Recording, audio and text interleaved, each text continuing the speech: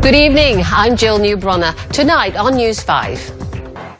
Now, each car on the road on average has fewer than 2 people in the vehicle. That's according to the Land Transport Authority. So filling up those empty seats through carpooling could be a way to achieve Singapore's vision for a car-light society.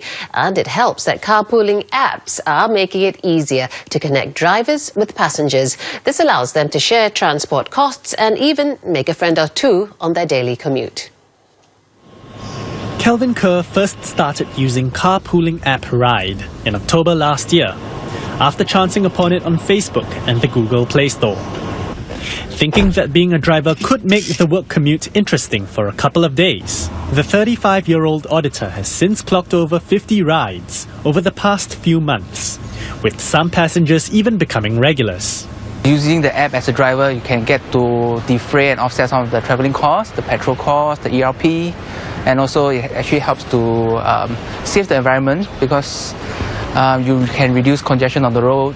And I think the best of all is you can get to meet new people along the way for all walks of life. Part of the appeal lies in its matching system, which takes into account personal interests like a love for travelling or movies, among others. This allows potential passengers such as Teo Wei Shen to know more about the person she's getting a ride from, helping to allay safety concerns and possible awkwardness between strangers.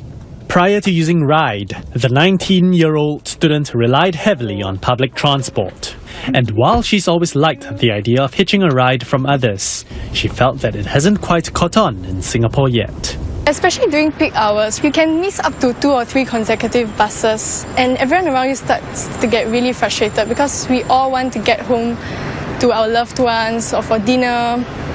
And then you see cars going past you and they're mostly empty. And you wonder whether they are going the same direction as you. Ryde said its network has grown to over 20,000 users since it started in April last year, doubling across the months of November and December. Like increasing the number of taxis or private car hires onto the road, they're actually targeting the 30,000 taxis and trying to increase the supply in that regard. It might solve the problem during the peak periods, but for the rest of the day, the taxis are underutilized and optimized, so it does not actually reduce road congestion. It might even add to the problem. Mr. Toh said that with 600,000 private cars in Singapore, filling those empty seats would make a bigger difference, both road use and the need for car ownership.